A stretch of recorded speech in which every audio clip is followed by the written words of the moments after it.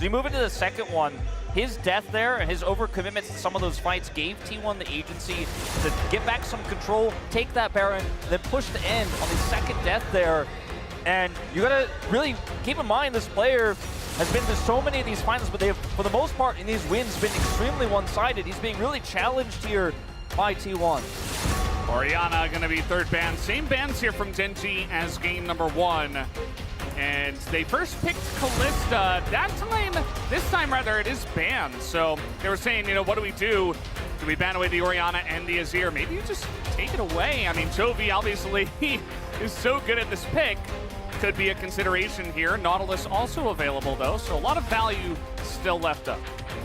I'd love to see the Azir myself, but the Taliyah for Faker I think will probably be the answer. And we have seen so much impact from Faker around objective control. So yes, you get this bio pick that has been so carry heavy for Chovy and Faker specifically here. But the Taliyah is going to be waiting on the other side for T1. And that's something that can warp objective fights. That's been T1's MO throughout this entire playoffs, throughout this series, yesterday's series as well. And yes, you took away the Azir, but the Taliyah could be an even bigger problem. And it's a pick we haven't seen contested yet because it's been about Kalista and Varus. The Lucian Nami is coming, and unless GENG is going to pull out and Draven Nami themselves, I imagine it'll just be Zeri Lulu. This, though, is a comfort pick for Pace, and his performance in this series hasn't been where I think GENG needs it to be. And him on his most iconic champion, I imagine, is going to be a big vote of confidence, but he needs to actually be able to deliver. I couldn't agree more. You know, a lot of people associate Pace with the Zeri because that's what he's gotten his titles for, but this has definitely been his most comfortable pick. His damage output on this champion's positioning is insane. We'll take away the Vayne this time. Nice. We're not going to let T1 have bottom side control to Lucian and a strong top side control to R5 with here for T1. See what else they want to take away. The Twisted Fate is already gone. Could see picks like the Aatrox to come through here. Rek'Sai, another possible consideration. What do they want to take away with this Vayne already gone? Certainly Zays started off a bit slow, but felt like came back a bit there in the second game, and they're going to take away his Cassante that he did play in that last game. Jin Xiao again here. Going to be less impactful against a comp like this for the side of GENG with how much damage he's absorbed into Poke and into the Aurelion Soul. Going to be a more consistent damage output here. Still a very strong pick for objective control, especially when you consider the Weaver's Wall and the Tidal Wave. T1 have so many ways they can just control those early dragons and late game team fights as well. Jax, the most obvious option here, really good into Xin Zhao, but not going to feel that great into the rest of the composition. Bubble can be tough to deal with, hard to get on top of the Lucian, and Taliyah also has the ability, and instead, Canyon again gonna just be on tank duty. That Rek'Sai Sedge though is a really strong combo. We've seen a lot of Sejuanis be picked and not really have anyone to play off of. In this case, the team fights are gonna be incredible as Zeus again brings out the Zac top. They just trust him so much. T1 have said this player can play anything. Will R5 him these unique picks to counter almost any tank in the top lane. And it has been either Zeus gets an almost extreme counter they trust him with, tough to play out like the Vayne, the Zac, or he ends up getting one of these insanely strong blind picks. It's very difficult for him to lose, and they pull resources. And I love this final pick here for T1. We can trust it again. The long range engage of the Taliyah plus the Zac here, the follow-up, the synergy between that, Weaver's Wall, Bubbles. There's so much CC for Pace to play around here. A Wild Growth alone will not be enough to get you out of dodge. If you end up getting caught by any of this CC, his positioning is going to have to be paramount. You look at the scaling, though, on the side of GENG and what this comp does in the late game, especially in terms of front-to-back team fights, the value of the Tremor sense here.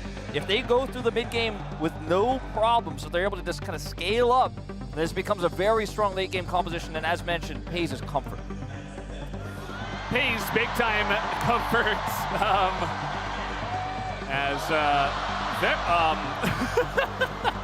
Excuse me, hello. How did he get that through security? I don't know. That looks kind of dangerous in the wrong hands. He's a YouTuber in Korea, guys. This is going to be pretty interesting. Aphelios Lulu coming out here for the side of GENG. And they do have a lot of zone control and frontline themselves to try to get Pays to a late game scenario. Let's see if they can do it here as we hop onto the rift for game number 3. T1 하나 둘 셋.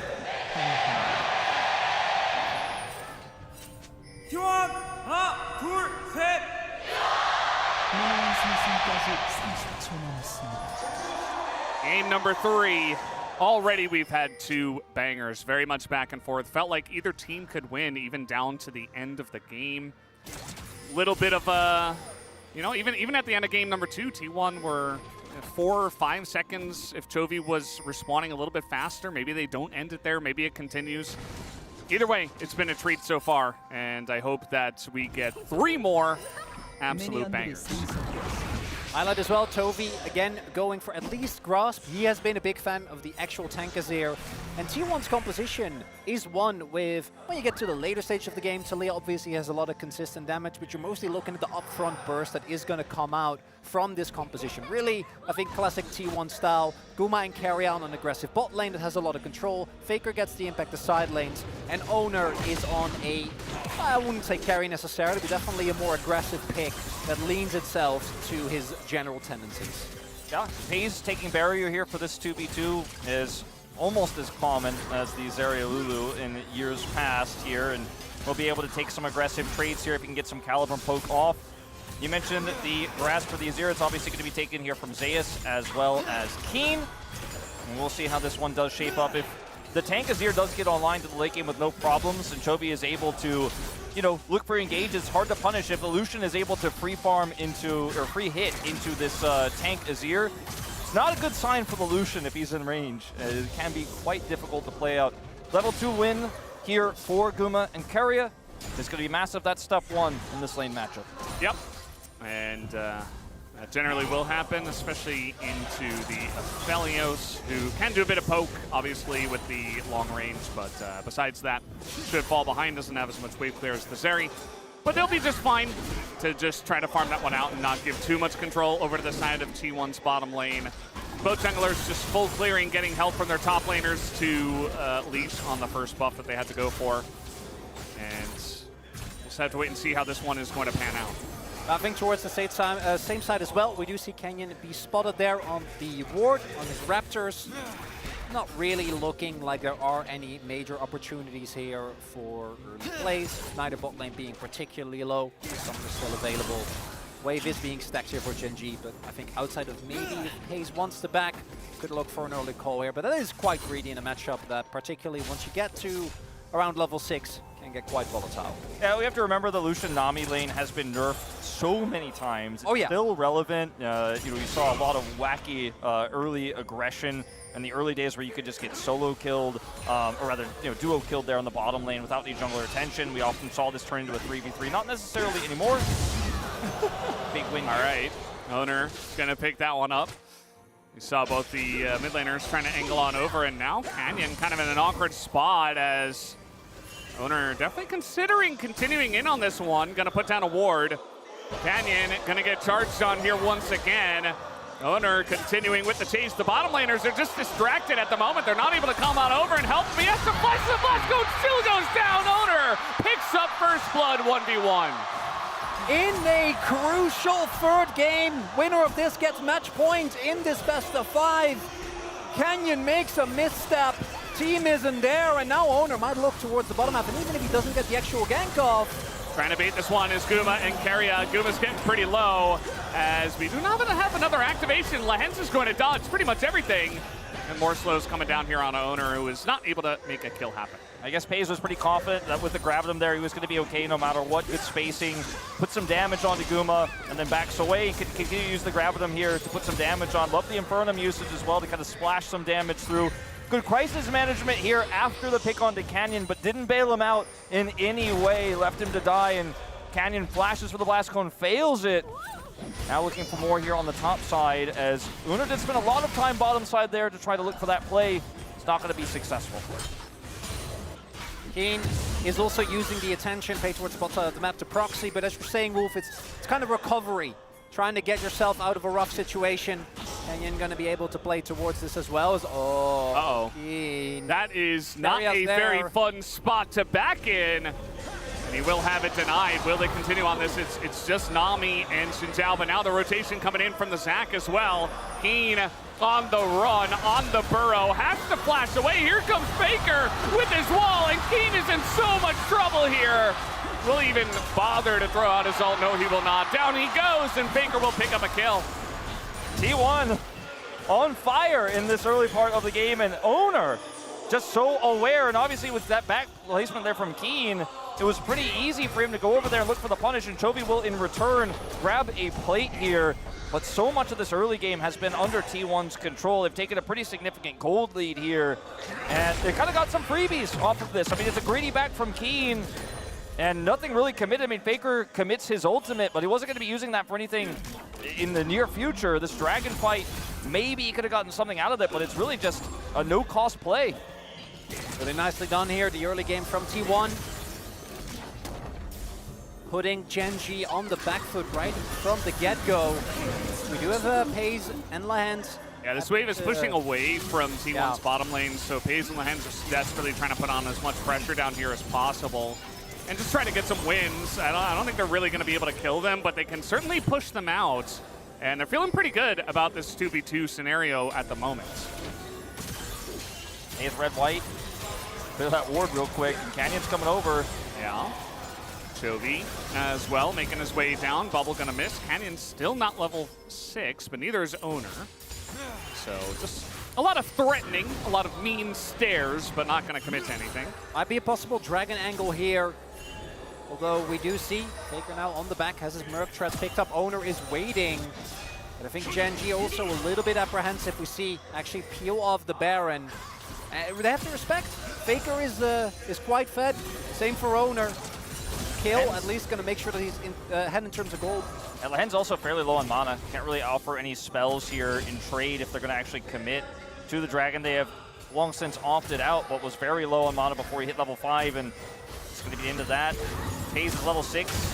This isn't really going to be an all-in angle here. And there's the 6 from Guma. That timing window was very small, very tough to pull off without Lahen's having heal or zone level 6. Maybe trying to make something happen top side. I mean, Zeus is pretty low as now Keen looking to take the 1v1, maybe even just try to pop the passive at this point. Gets so incredibly close, but it is not going to amount to much. Canyon still on the top side of the map, could look for this, but with passive available for Zeus, could be difficult.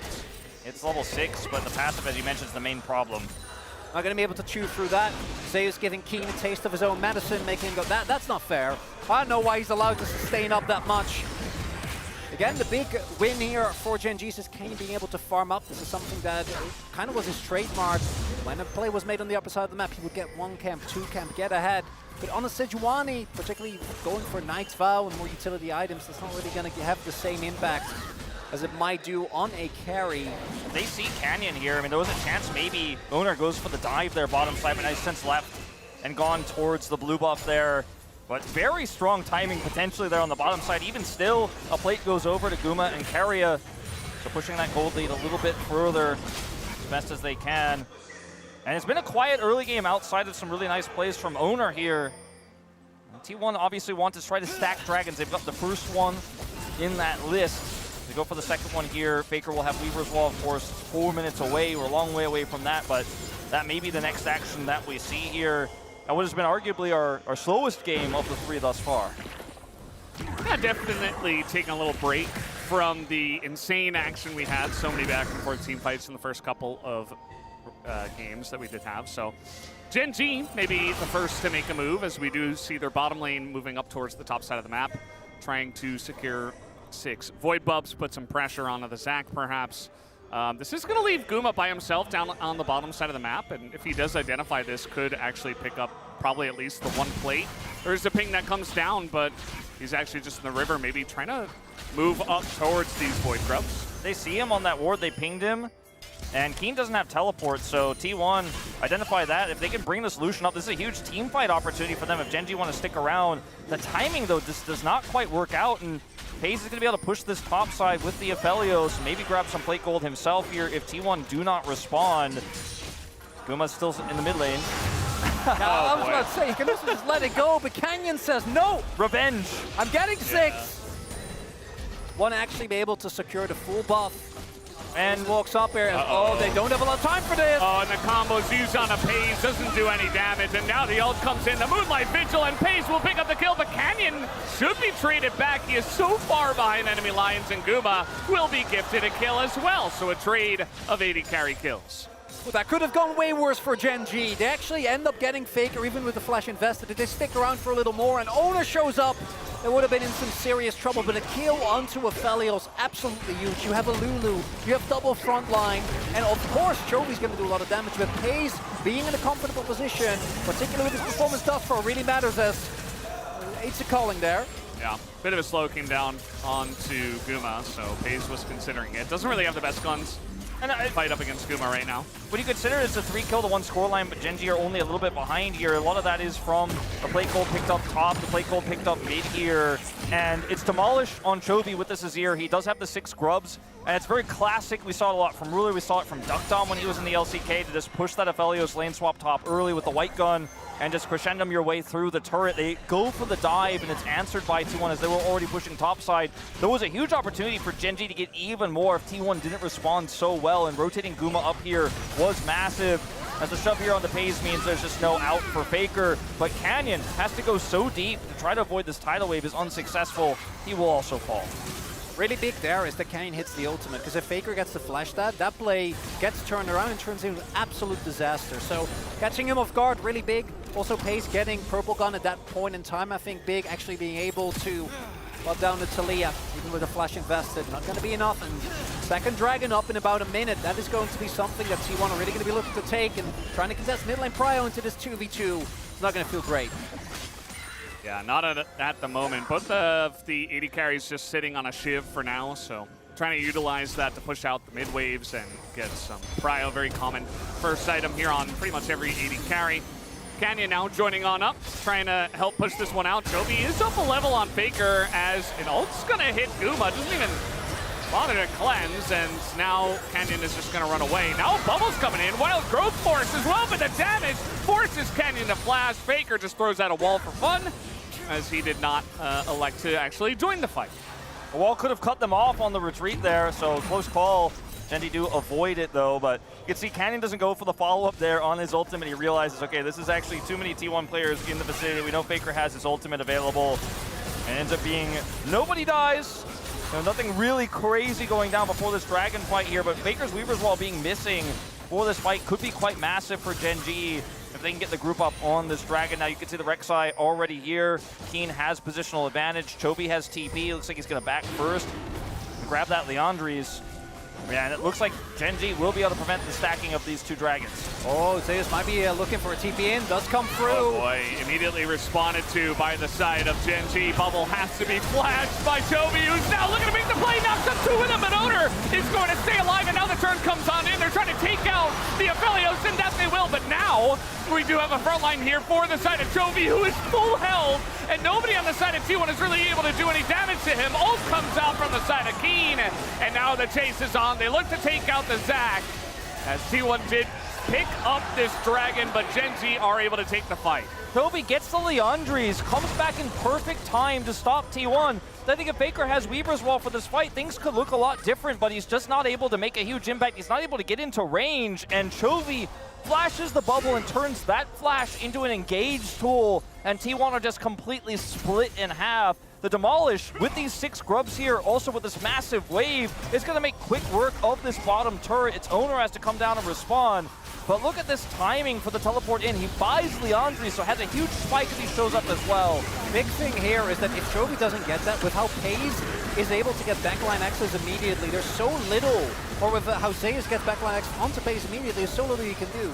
I think Paze's flash might be the most valuable summoner on the Rift, because every single time Zeus is going to go for that play, and with the Lucian, with the Xin Zhao, and with the Talia flick that we saw used there, there's just no way that you ever live, even with your front line, and even with your wild growth. So Chovy actually buying the space there, really big, ends up leading to the win, but T1 still got the dragon, so the dragon second continues. And you know what? I'm going to say, Chemtech, with Zach and Rek'Sai, I'll take it. It's not half bad. We've definitely seen worse spots for it, and They got Nami as well. you know, Zinzo, True. Lulu. It's not a Hex deck, but Red Gun. we'll take it. I think it's fine. And FaZe also able to hold on to his flash in that fight. So he kind of got bouncy house in the back line by the Zac and by a bunch of knockups, but he's going to have it for the next fight, at least. And GENG now sitting on about 800 gold, but you could say it's kind of traded back by T1 getting the 2 Drakes. So a pretty even game at the moment, all things considered. This is a scary call to make.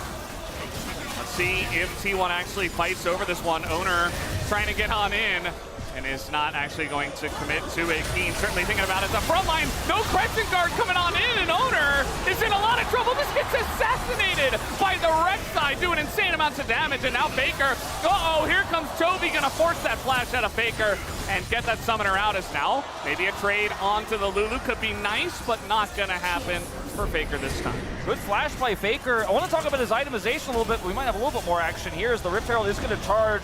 Going to be denied by this Weaver's Wall. Not quite, actually. Nice attempt, but it still goes through.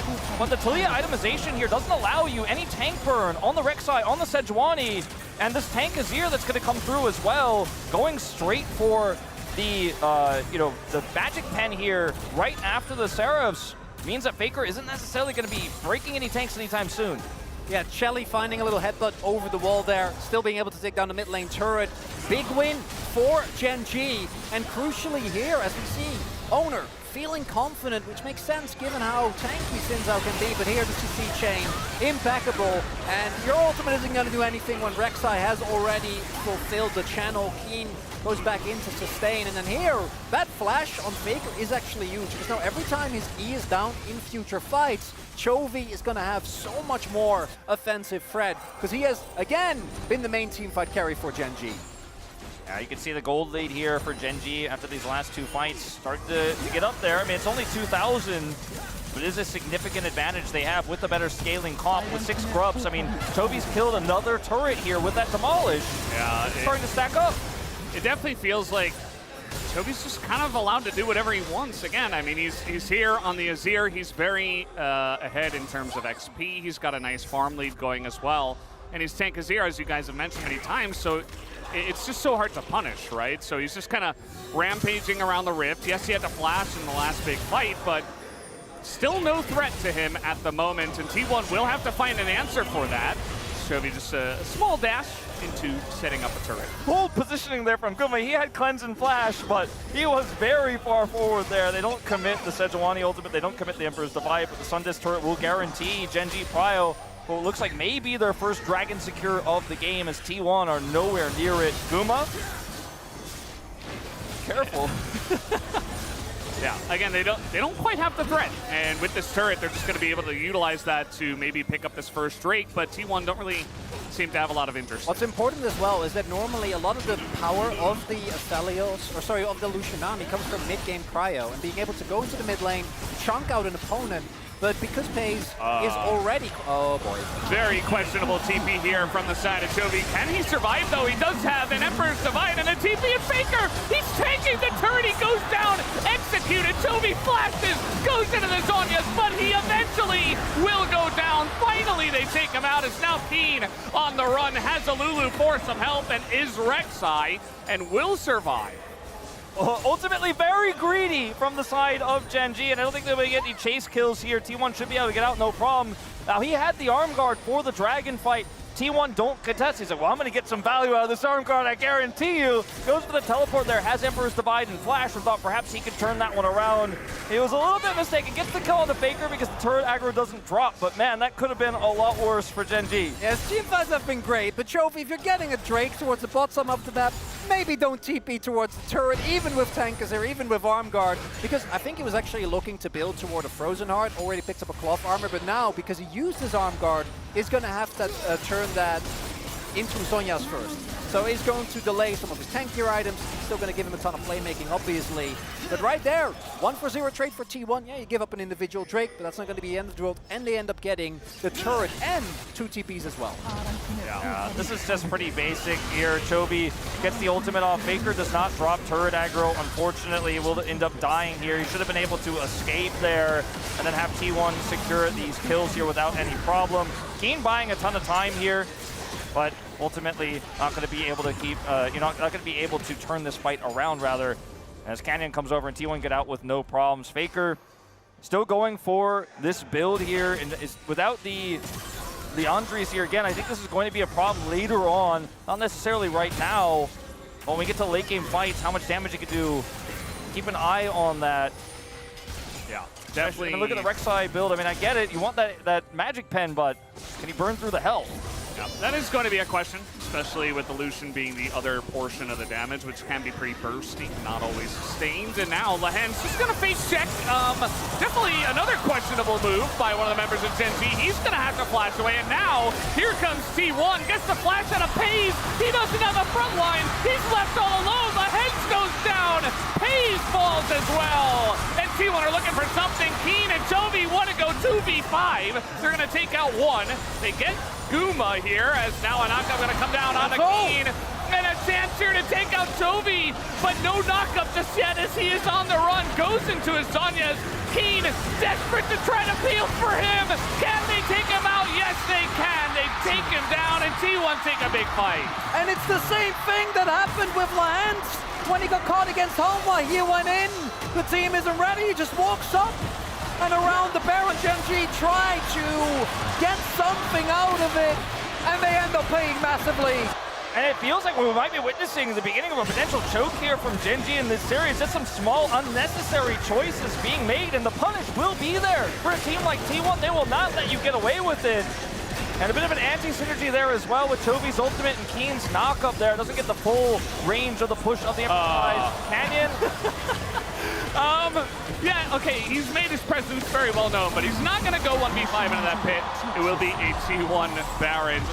He's funny Mega Cone moments. Yeah, testing the Mega Cone limits as hence the rest of the squad on the top here. I think he thinks that maybe he can set up for Canyon for an engage over the wall with the wild growth, but he has to use it on himself here. Redemption is down. Lahen's obviously going to fall first, but Hayes is caught by the shove, and then Chovy and Canyon here thinking they can actually win this with Keen. Canyon's down. And then the shove here and the knockup for Keen means that Zayas isn't pushed into the turret range. Doesn't necessarily matter because he's got his passive. I don't think he cares. And this is just a huge overextension, and GENG is opting in.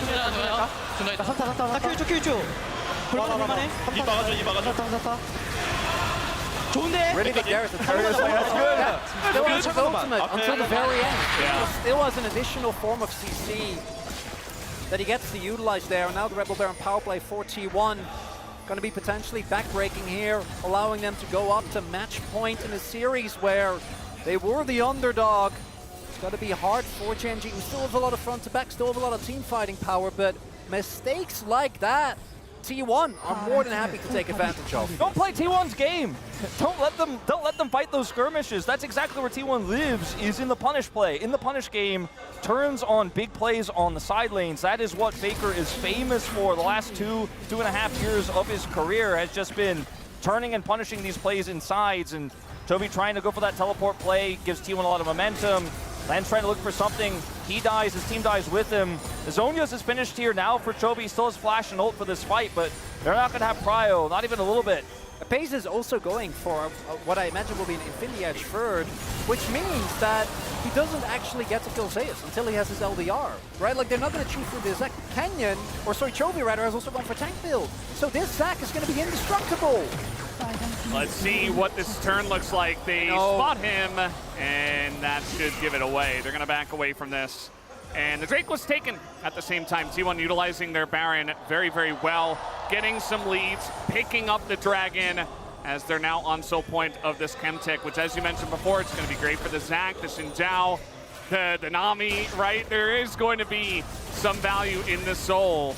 And T1 are looking for a bit more. They're going to take a chunk out of this bottom lane as well. They're just playing the map so well. They denied Chovy's angle there, forward engage, and then they just push bottom as 4. And there's not really anything GENG can do about it.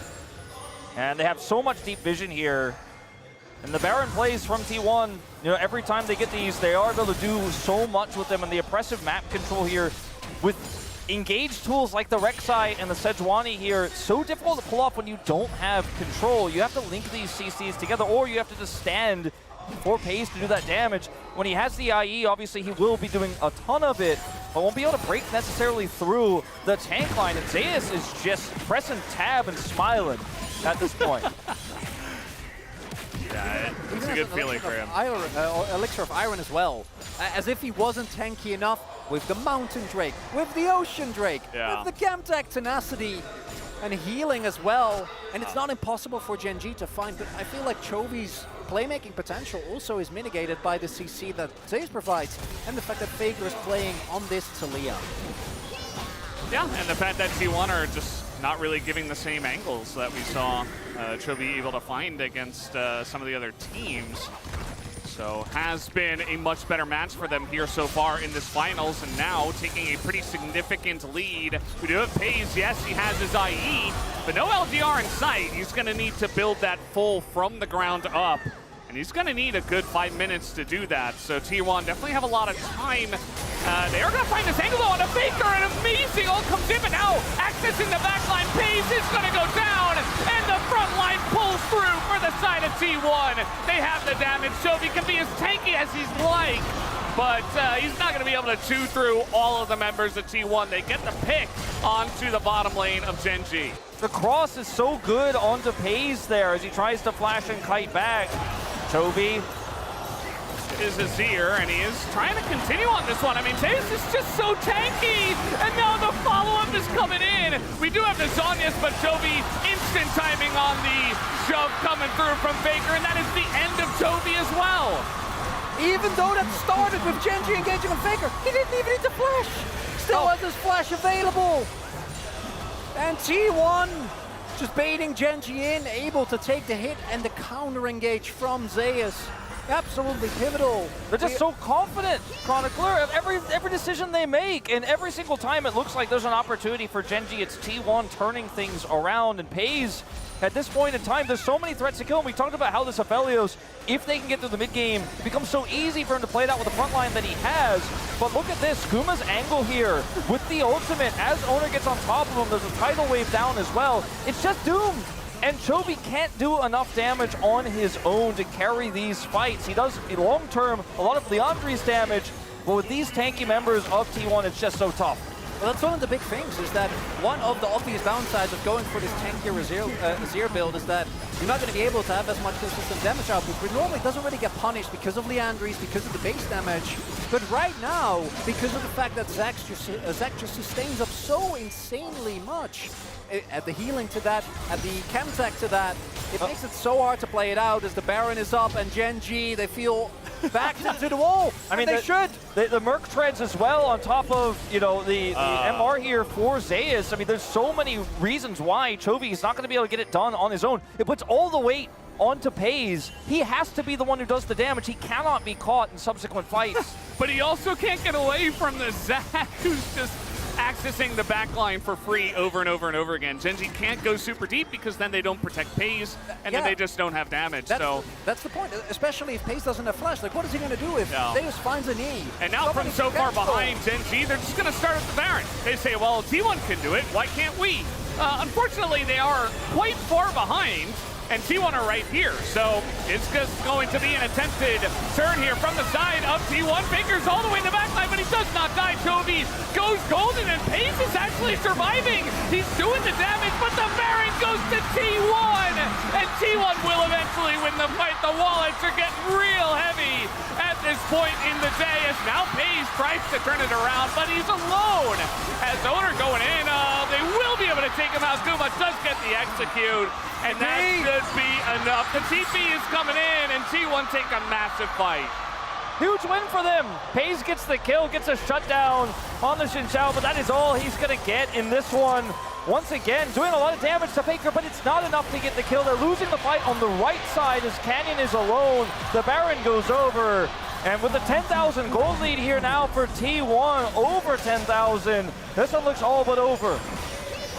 GENG are going to be tested here, as we see, even with FaZe being able to take the brunt of this engage. Great cancel from Canyon there to ensure that Zach doesn't get it to his backline.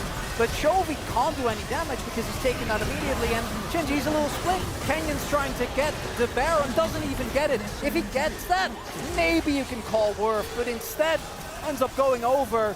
And here, FaZe, with all his chakrams, tries to make the play, ends up taking down Owner, but Guma still has his cooldowns. The ends, as a result of the TP, is going to get taken out, which means more turrets going over as Canyon. Yeah, he's gonna go in there. Okay, there's a blast cone. We are going to have Chemtech Soul over to the side of T1, and I mean, Zeus is already unkillable. He's already diving turrets. He's already diving into 5 people. Look at him! He is standing on a soldier and emoting in their face. It's a big Zag. He's very large, very difficult to take down. And LDR is done here for FaZe now. That 800 gold he picked up on the shutdown at least is going to give him some element of shred here. But in 5.5 minutes, I think this game is going to be done. I don't know if they get to contest. I don't know if they get to fight the Elder. Okay, well, Faker is going to be isolated here, and he should be going down. He doesn't have flash, and the damage should be able to come through at least to take out Faker. Definitely a bit of a whoopsie, but a very nice catch by Keen to take him off the wall. That's another 750 gold to FaZe, and in theory, that's what you want as GENG. You're able to end the Rebel Baron power play. You're not losing any inhibitors. But again, realistically, how is FaZe actually going to deal damage in team fights? GENG haven't been able to figure that one out thus far, and if they don't, they're not going to be able to win this game. It's going to have to be protect the President from this far of a deficit. Maybe an Elder Steel can be the savior of GENG, but otherwise, as you're saying, Wolf, it looks like T1 on the precipice of going up to match point.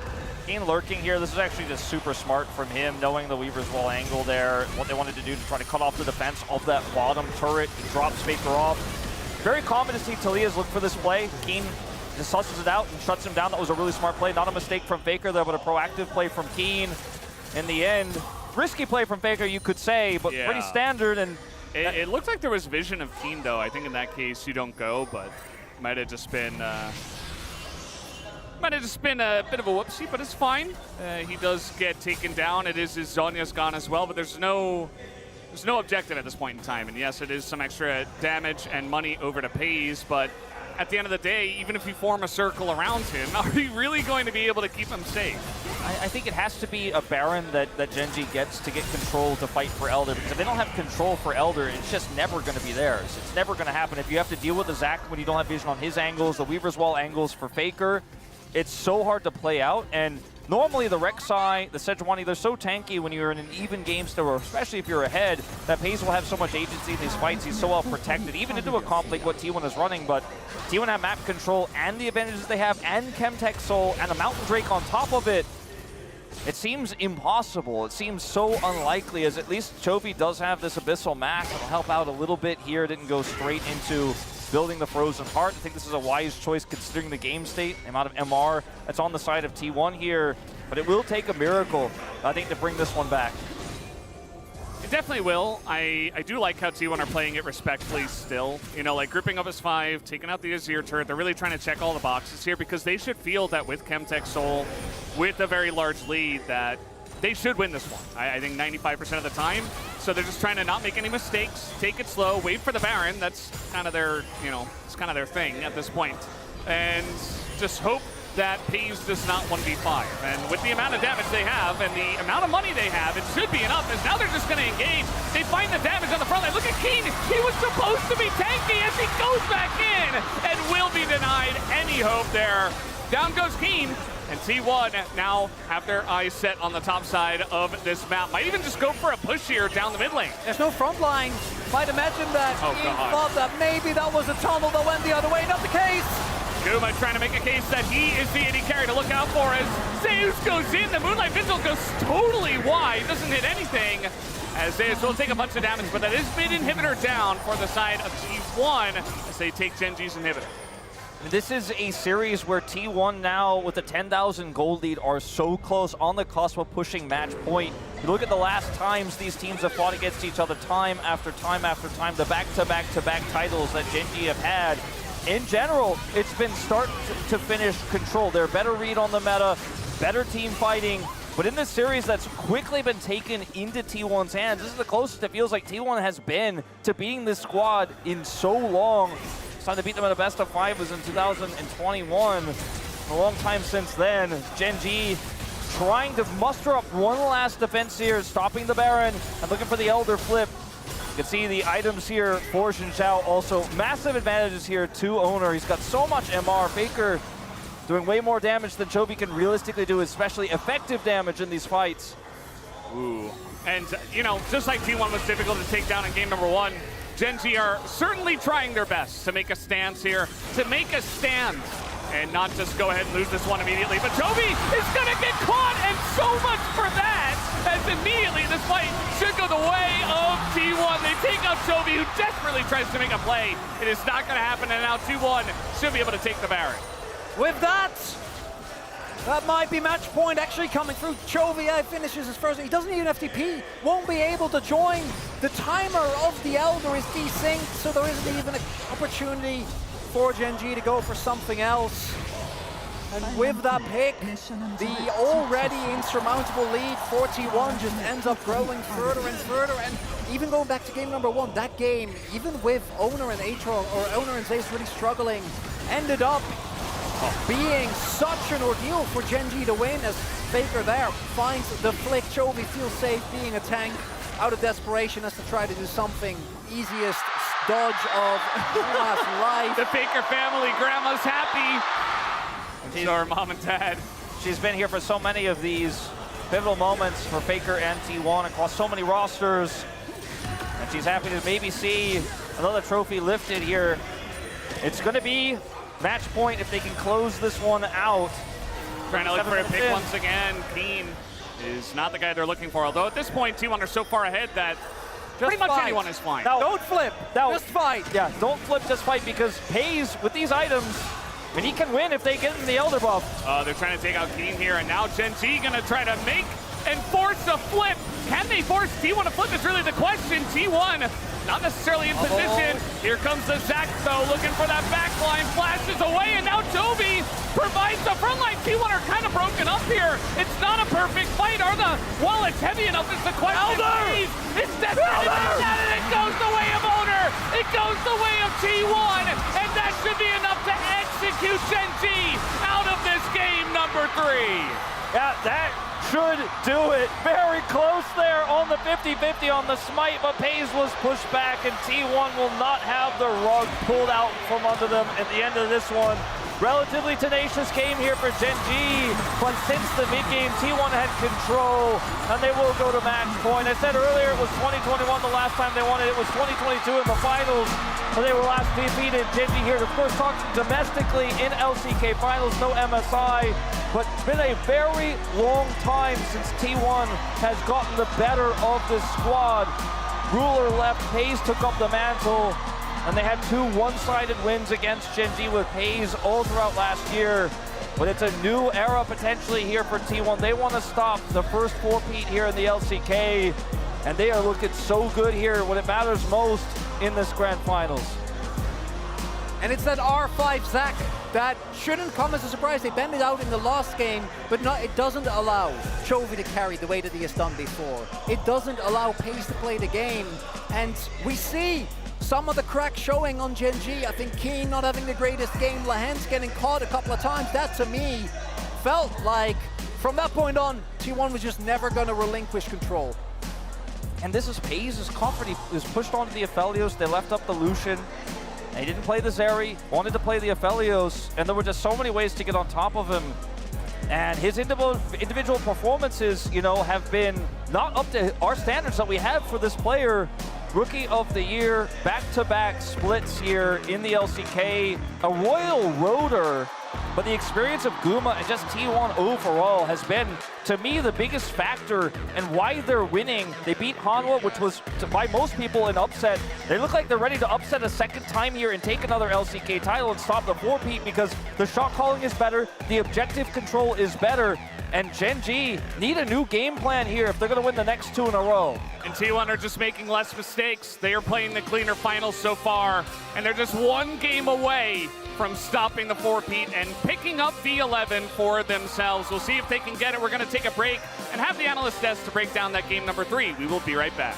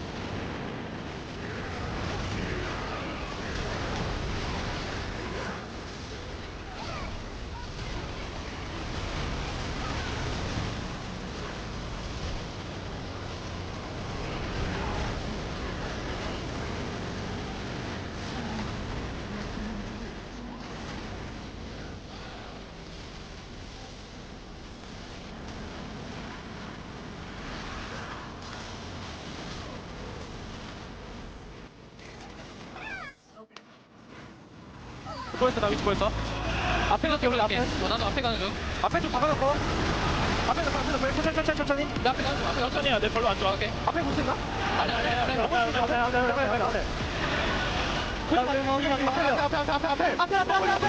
오케이, 아래 이겼어, 아래 있어. 위에 봐줘. 위에. 야, 싸우잖아. 나이스! 아지르. 믿어. 나이스! 한판 남았다. 한판 남았어? 오케이. 석화 중이야. 4세트인 줄 알았냐? 왜 나? 뭐야. 이대로 하고, 이대로 합시다, 일단. 우승인 줄 알았네. 나이스. 집중 잘해서 해야겠다. 그러면 하면 안 되는데? 미안하다. 야, 취소. 나이스, 잘했어요.